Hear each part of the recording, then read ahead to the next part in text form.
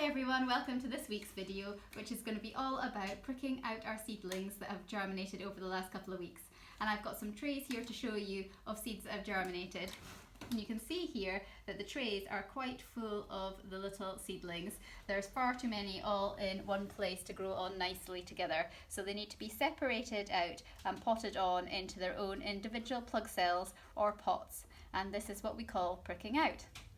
When you're going to plant up your little seedlings, you're going to need something to put them into, and there's a few things that I use.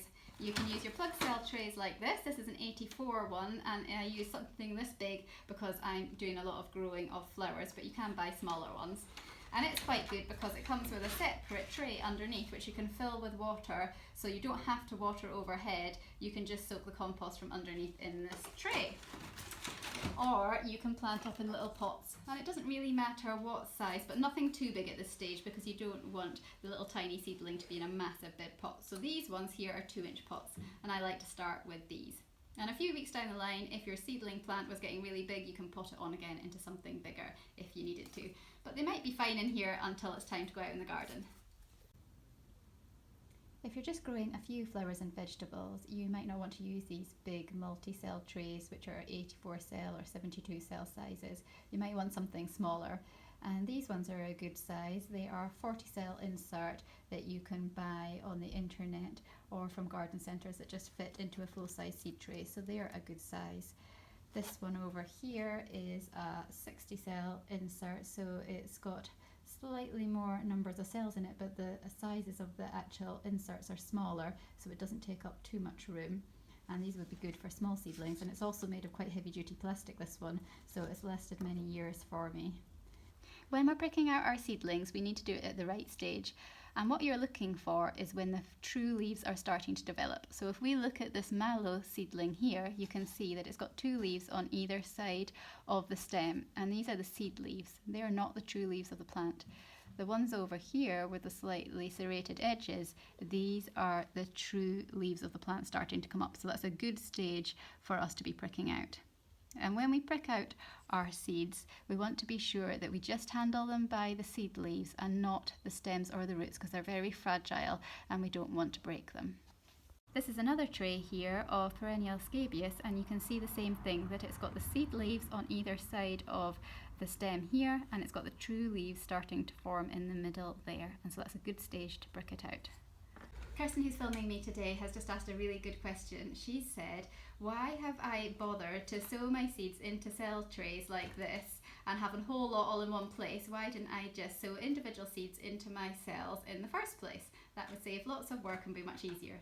You can do this, and I probably would do this with larger seeds, but it would mean that you might have a cell tray that germinated half full. You might have some cells that would turn into little plants and other ones that nothing would be happening at all. So it's a bit of a waste of space in these larger ones.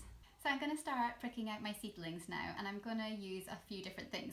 So for this one here, where I've got lots of little tiny seedlings, I'm going to prick them out into a big cell tray like this. I've got lots of them so they can all go in together, and that'll keep them quite neat to grow on. These seedlings here, there's not so many of them, and they're slightly bigger, so I'm going to use my 2-inch pots to plant those ones up.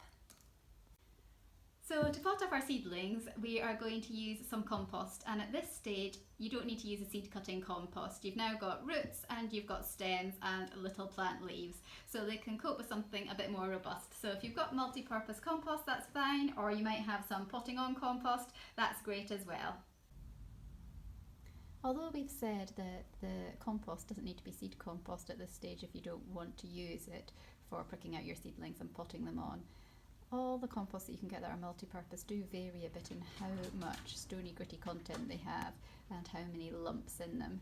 So just run your hands through it before you put them into your pots or multi-cell trays, and if it is looking like it's got quite a lot of harder parts to it, then just give it a sieve out again to make sure that the biggest lumps are away.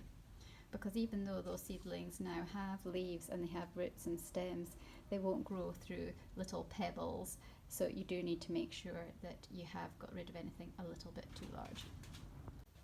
So we can just fill up our pots with our multi-purpose compost, or you can fill up your cell tray with your compost. I've done this one already here, and I have just watered it from underneath so it's nice and damp.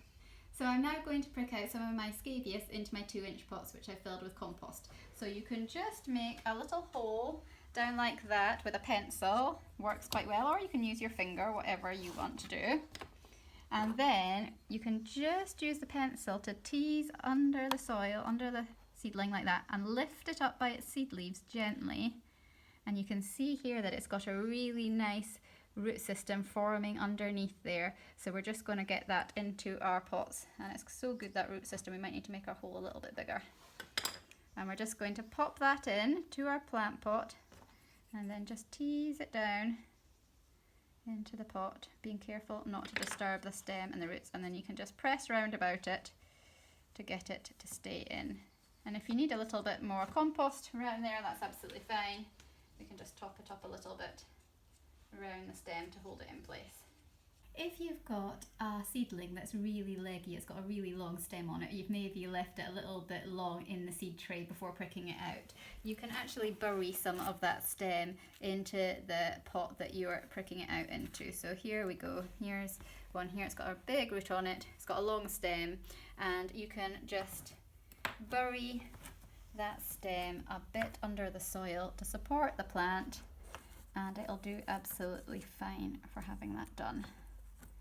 So there we go, and I might just add a little bit more soil on the top round about it. But you don't want to bury those seed leaves or the true leaves coming up, so just round the stem, not round the leaves. Let's do another one. Here we go. Look at that lovely root system on that. And I'm just holding it by those leaves and just popping it deep into the hole and then pressing firmly around it with my fingers. We'll do a last one here to show you. Just tease it out with the pencil or your fingers. Make sure your hole's big enough for it to drop down into. You might need to use your fingers a bit. Drop it in and then press the soil gently around it.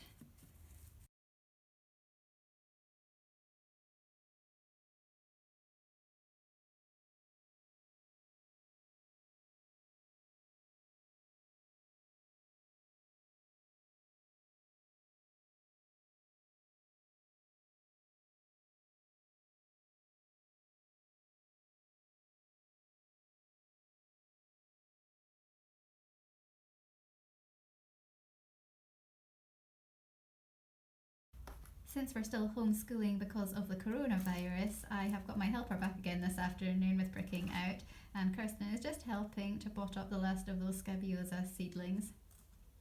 So do you find it quite easy to prick them out, or is it quite difficult? It's pretty easy, although the stems and the leaves can be quite fragile, so we definitely need to be quite careful. No! Kirsten, you're not squishing my plants, are you? No. No. Just a little bit. So you can water the plants from underneath if you've got a seed tray with no drainage holes. You can pop some water in before, like we did with the seed sowing. But you can also water overhead with a fine rose and a watering can now. And you might find that your little seedlings maybe flop over a bit because they've been watered for the first time from overhead, but they'll soon perk back up again. Now we've got all of our seedlings for today potted up that we wanted to do, and we've given them a bit of a water. We want to make sure that they're not waterlogged. We want the soil to be just moist in the next couple of weeks.